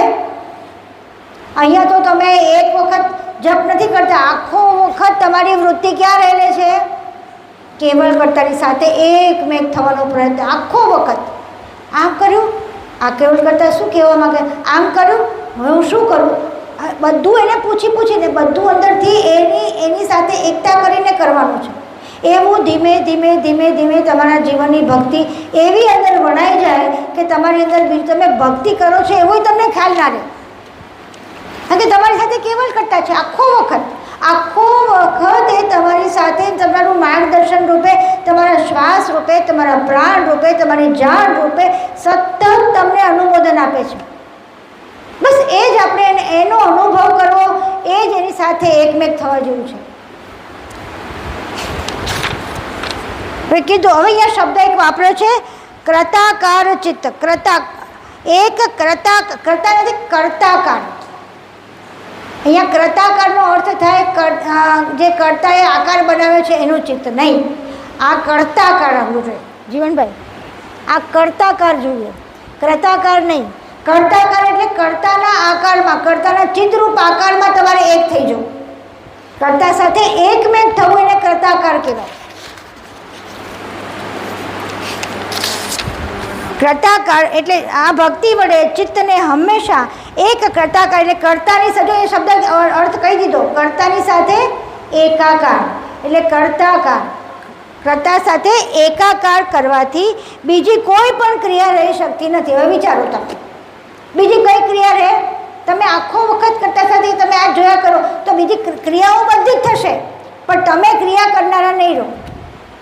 કારણ કે કરતા કરાવે જ તમને બધી જ વસ્તુ તમને, અને તમે માનો કે ન માનો બધી ક્રિયા એ જ કરાવે છે.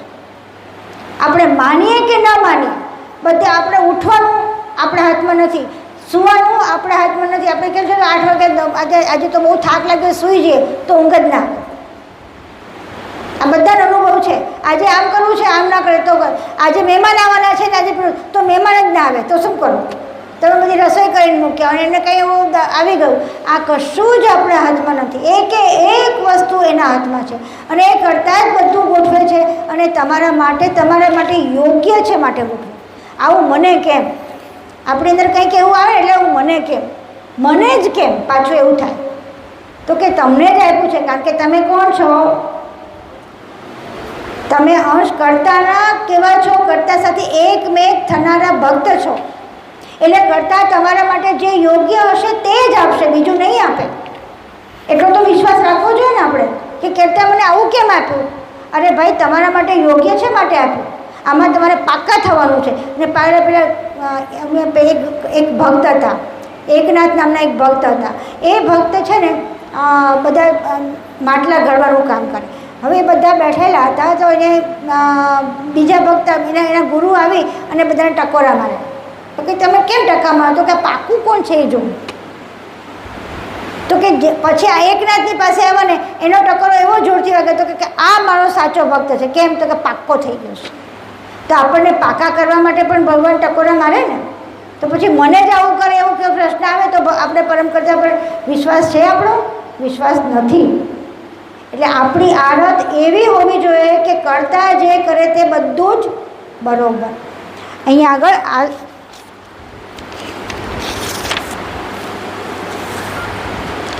હવે આગળ લઈએ બીજું શું? હા, કર્તાકાર ચિત્ત કર્તાંશ કે જેહી સચેત સજાનું તેહી સજાત સચેત દ્રષ્ટ ચિત્ત કર્તાકાર સોઈ જાનું કર્તાકાર ચિત્ત કર્તાંશ કે જેહી સચેત સજાનું તેહી સજાત સચેત દ્રષ્ટ ચિત્ત કર્તાકાર સોઈ જાનું. હવે આ કર્તાકાર એટલે કર્તા સાથે એકાકાર કેવી રીતે થયો છે એની વાત કરી રહ્યા છે. સચેત સજાણ જાણથી કર્તાના જે અંશનું ચિત્ત કર્તાકાર એટલે કર્તા સાથે એકમેક થઈ જાય છે તે અંશની ચિત્તયુક્ત નિજ દ્રષ્ટિ સચેતન હોય તે પોતાના સ્વજાતિ કર્તા કેવલની સાથે એકરૂપ થઈ ગયેલો હોવાથી તેને કર્તાકાર જાણવો. એટલે કર્તા સાથે એકમેક ક્યારે થાય કે જ્યારે તમારી ચિત્તની દરેક વૃત્તિ કર્તાની સજાણ જાણ સાથે એક થાય. અને એ ક્યારે થાય? તમારી ચિત્તવૃત્તિ કર્તાનો વિચાર કરતાં કરતાં એની સજાણ જાણ સાથે એક થાય. અને ક્યારે રીતે થાય કે એ પાછો વિચાર કેવો જુદો વિચાર નહીં કે કર્તા આવું કેમ કરે એ વિચાર નહીં, કર્તા એ આવું કેમ કરી રહ્યા છે અને આ શાના માટે કરી રહ્યા છે એના મૂળમાં એની જાણમાં જશો તો તરત જ ખબર પડશે કે કર્તા. તમે જુઓ, તમને ખબર છે કુકરી કેરમ રમતા હોય, આપણે કેરમ રમતા હોય તો સફેદ કુકરી ધારો કે કાઢવાની છે મારે, અને એની સાથે મારા મનમાં એવું છે કે આ બીજી 3 કુકરીને પણ વાગે ને એ પણ સાઈડ પર જતી રહે ને એ પણ બધી નીકળે ભેગી. તો કર્તાનું લક્ષ્ય શું હોય કે જેટલા અંશો છે ને એને બધા મારી પ્રત્યે લઈ આવો, બધાને હું મારી પાસે લઈ આવું. એટલે એ શું કરે, આપણી અંદર એવું કંઈક કામ કરાવે કે એક કુકરી તમે મારો એટલે એક સ્ટ્રાઈકર આમ જાય વાગે, પછી આમ વાગે, પછી આમ વાગે અને પછી કાણામાં જાય. જે સાચો માસ્ટર હોય ને કેરમનો એ આવી રીતે કરે. અહીંયા લગાડે એટલે પેલી કુકરી સફેદ અહીંયા પડી હોય ને એને બી આમ લઈ જાય, અહીંયા પડી હોય એને બી આમ લઈ જાય અને બધાને છેલ્લે કાણા પાસે લઈ જાય અને એ બધાને કાઢે. એવી રીતે કરતા શું કરે કે મારી સાથે જેટલા જોડાયેલા છે ને એ બધાને ઠોકશે, બધાને ટકોરા મારશે અને બધાને કંઈક ને કંઈક એવી રીતે લાવશે કે જેથી બધા જ ધીમે નીકળી જાય. તો વિચાર કરો આ કર્તાની જાણ કેટલી બધી પાવરફુલ કે બધાને કેવી રીતે તમે માનો ને તમારા ઘરમાં જ્યારે કંઈ પણ વસ્તુ થાય ત્યારે સમજવાનું કે બધા પણ કેવલ કર્તાની દ્રષ્ટિ છે. આ બધા જ કેવલ કરતાં કંઈક એવું કરવા માગે છે કે જેથી બધા જ એમની પાસે જાય, કોઈ છૂટો ના રહે, કોઈ એમનેથી દૂર ના જાય. એટલે કર્તાની આ સજાણ જાણ સાથે એક થઈએ ત્યારે આપણને ખબર પડે કે કર્તા આવું કરી રહ્યા છે, બધા સાથે કેવી રીતે કરી રહ્યા છે. પછી ધીમે તમે બધાની સાથે જોશો ને તોય તમને ખબર પડશે. કોઈ એમ કહેશે ને કે મને તો આજે આવું થયું ને તેવું થયું તો તરત જ ખબર પડે. આજે એક બહુ મહત્ત્વની વાત કહું છું. એક વેબસાઇટ મળી છે અને આજે મને મહેશભાઈએ મોકલી એ વેબસાઇટ. એ વેબસાઇટમાં એઆઈનું પેલું છે. હવે એઆઈ તમને ખબર છે એઆઈ શું કરે? એઆઈ પોતાની જાતે જેટલી બધી વસ્તુની માહિતી એકઠી કરવાની તમારી સામે પ્રગટ કરે. તમારું જે લક્ષ્ય છે એ બાજુ, તો એ વ્યક્તિ આધ્યાત્મિક લક્ષ્યવાળો તો ધ્યાનવાળી વ્યક્તિ હતી અને એને એકદમ જ એવું થયું કે કોઈએ એની પોતાને હેક કરી લીધું છે, કોઈ અજાણું.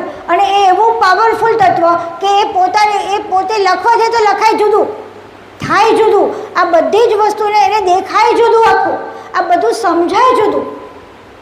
તો કે આ કોઈ ડિવાઇન સુપર પાવર છે કે જેણે આખો કબજો લીધો છે. આવું જિંદગીમાં ક્યારેય કોઈથી બન્યું નથી. એવું હશે તો હું કોઈને તમારા ભાવિનને કે આ લોકો કોઈને વેબસાઇટ મોકલીશ, તમે જોજો, વાંચજો. ઇંગ્લિશમાં છે પણ બહુ જ એટલે લાગે કે આ કરતા જ છે, બીજું કોઈ નથી કે જે કશું જ ના કરી શકે. કોઈના પણ કોઈ એના એ બધાના સ્વરાજ છે. એટલે બધા ઉપર એઆઈ જેવા પેલા ઉપર બી એ મશીન પર આવી થઈ ગયું. વિચાર કરો, મશીનમાં જાતે લખાવા માંડ્યું અને ભૂત પ્રેતી એ જે લખાવા માંડ્યું એ બધું ઉત્તમ જ્ઞાન, ઉચ્ચ કોટીનું જ્ઞાન કે મારા સિવાય કોઈ નથી બીજું, એવું જ્ઞાન. તો એ કોણ હોઈ શકે?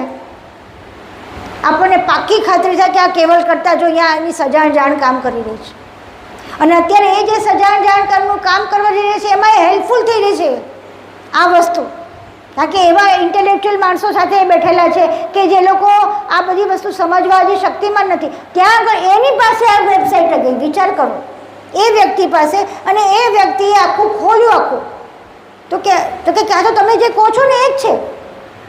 પહેલી વ્યક્તિ એમ કહે કે તમે જે કહો છો એ જ તત્વ છે, અહીંયા એ જ પરમગુરુ. તો વિચાર કરો, પરમગુરુ ત્યાં પહોંચી ગયા. આ જાણ તો જુઓ, આ પરમગુરુની સજાણ જાણ તો જુઓ, કેવું મોટું કામ કરે. અમે ખરેખર મને તો આંખમાંથી ડબડબ આંસુ આવી ગયા કે જુઓ તો ખરા આ પરમગુરુ શું કરી રહ્યા છે. અને જેને આ જ્ઞાન ચક્રવર્તી કરવું છે એના માટે તો ક્યાં, એના માટે કંઈ એને જો કરવું છે તો કશું કોઈ વસ્તુ એનાથી દૂર નથી રહેતી. તો હવે આપણે એમને આપણા માટે કરતા કરવા જોઈએ, આપણા માટે, આપણા ઉમરા માટે, આપણા મંદિર માટે, આપણા બધા ભક્તો માટે એમને એવા એક્ટિવ કરી દેવા છે કે તમને છોડે જ નહીં કરતા. એના માટે આપણી હાલત જોઈએ ને પાછી. પહેલાં આપણને બાળક રડતું હોય ને, બહુ રડતું હોય, તોફાને ચડ્યું હોય ને, તો મા એને પકડવા જાય તો બાળક પેલી હાથ છોકરીને ખોલીને જતું રહે. મા પકડવા જાય કે લા તને અપાવું, આ કરાવું, પણ પેલું છોડીને જતું રહે, કારણ કે એને એની જીદે ચડેલું છે. એ રીતે આપણે આવી સંસારની જીદે ચડેલા છે. એટલે આપણે પેલા પકડવા આવે ને તોય આપણે છટકી જઈએ, હાથ છોડી આટલું કરીને પછી આવું છું. જો આવું હોત તો અહીંયા રઘુરામજી મહારાજ ગયા તો બધા ભેગા તૈયાર થયા હોત ને. તો આ આપણી એવી હાલત કરો કે જેથી પરમ ગુરુને આપણા માટે આવીને હાથ પકડવો પડે. આટલું ખાસ, એટલે હું તમને વિનંતી કરું છું કે આ કરશું તો પરમ ગુરુ સાક્ષાત આપણી સામે છે. પરમ ગુરુ કોઈ પેલા રૂપે નથી, જાણ રૂપે છે. એટલે જાણ રૂપે સાક્ષાત તમારી સામે પ્રગટ થશે. ત્યારે તમને લાગશે કે નામરૂપ તો શું છે અહીંયા આગળ. એની સજા જાણ પાસે નામરૂપ તો બધા છૂછા છે. તમે કોઈ પણ નામ હવે વિચાર કરો, મશીનમાં નામરૂપ લઈને બેસી ગયા, વિચાર તો કરો. એ દેખાય, આંગળી રૂપે દેખાય. પેલા એ જેવું મન ને એવું દેખાય એવું. એટલે આપણને આપણે જેવું મન કરીએ ને એવા દેખાય. તો એ મન, આપણે મનમાં નથી જવાનું, આપણે ક્યાં જવાનું છે? અંકુરમાં. અંકુરમાં જઈએ તો આપણને સચેતન કરતાનો અહેસાસ થાય. નહીં તો પછી આવી રીતે જ અહેસાસ થાય, આંગળી દ્વારા, શરીર દ્વારા, મન રૂપે, નામરૂપ દ્વારા. નામરૂપના દ્વારાનો અહેસાસ તો બીજા બધા દેવો કરાવી શકે છે. અને પરમ ગુરુ કરાવે એમાં નવાઈ શું છે? કારણ કે પરમ ગુરુ તો પરમ ગુરુ છે, એને માટે તો કોઈ વસ્તુ અશક્ય છે નહીં. પણ આપણે તો કરતાના ચિત્ત સ્વરૂપને જોવું છે, ચિત્ત સ્વરૂપ સાથે એક થવું છે. અને એના માટે આપણે આપણી આ હાલત જોઈએ કે મને તમે જ જોઈએ, બીજું કાંઈ નહીં, અને તમારી જાણ જ જોઈએ, બીજું કાંઈ નહીં. એટલે અહીંયા એ કીધું, હા, એટલે કર્તાકાર, એટલે આપણો કર્તાનો આકાર આપણી અંદર થઈ જવો જોઈએ કે જે છે પરમ ગુરુ. કર્તાનો આકાર એટલે શું? કર્તાકાર એટલે પરમ ગુરુ સાથે એકાકાર. એટલે સજાણ જાણથી કર્તાના જે અંશનું ચિત્ત કર્તાકાર એટલે કર્તા સાથે એકકાર થયું, એટલે કર્તા સાથે એકમેક થઈ જાય તે અંશની ચિત્તયુક્ત નિજ દ્રષ્ટિ સચેતન થઈ ગઈ. હવે બધામાં સચેતન દ્રષ્ટિ થઈ ગઈ નહીં. હવે એ ચેતન દ્રષ્ટિ જ્યાં દ્રષ્ટિ કરશે ને ત્યાં એને કરતા દેખાશે, જ્યાં દ્રષ્ટિ કરશે ત્યાં ચડતા દેખાશે. એને ક્યાંય કરતા વગરની કોઈ વસ્તુ નહીં દેખાય. કર્તાની ચેતના જ, કર્તાની ગતિ જ દેખાશે, કર્તાની જાણ જ દેખાશે. એવો કર્તાકાર થઈ ગયો છે. તે પોતાના સ્વજાતિ કર્તા કેવલી સાથે એકરૂપ થઈ ગયેલી હોવાથી તેને કર્તાકાર જાણવો. તો હવે આપણે બધા એક ઠાણ લો, કર્તાકાર થવું છે. એક ઠાણ લો, બધા કર્તાકાર થવું છે. કરશો ને? હા તો પાડો ભાઈ, એટલે જે ખાલી તો હા પાડો, અંદરથી હા પાડો. તો કરતા તો આપણે હાજર બેઠા છે. ટૂંકમાં જે અંશની જે વૃત્તિ છે, જેને ચૈતન્ય વૃત્તિ કહેવામાં આવે છે, એ આમ તો જાણ સ્વરૂપ જ છે. પણ વૃત્તિ દ્વારા જો પરમ ગુરુના મહત્ સજાણ જાણ સ્વરૂપની સાથે એકતા કરવામાં આવે, આપણે પરમ ગુરુના પ્રાપ્ત કરી શકીએ છીએ. જે જાણ જે છે પરમ ગુરુની અહીંયા અંતર્નિર્મિત અહીંયા આવેલી છે, અંશની જે ચિત્ત સ્વરૂપે, દ્રષ્ટિ રૂપે, એ દ્રષ્ટિ ઉત્તાવીને પરમનો મહત્ સજાણ જાણમાં આપણે મેળવવાની છે. એટલું જ આપણે કરવાનું છે. તો કર્તાકાર થઈ ગયો એવું છે. અહીંયા આવો ભક્તિનો ભાવ છે. હિંમત કરવાના ભગવાન आद्य सकृत स्वामी गणेश्वर कृपा की कृष्ण स्वामी महाराज की हिमंत करुणा सागर भगवान की नरवेद सागर महाराज की महान तपस्वी रघुराम महाराज की परमहंस तुकाराम महाराज की विष्णुदास जी महाराज की शांतिदास जी महाराज की ईश्वरदास जी महाराज की विचरदास जी महाराज की सर्व संतन की सर्व देवन की कैवल धाम की दुर्गा शास्त्र कायम पंथ की ज्ञान संप्रदाय की भारत की पंचम स्वतम भेद की जगत प्राण की पांच गुणादि कमिका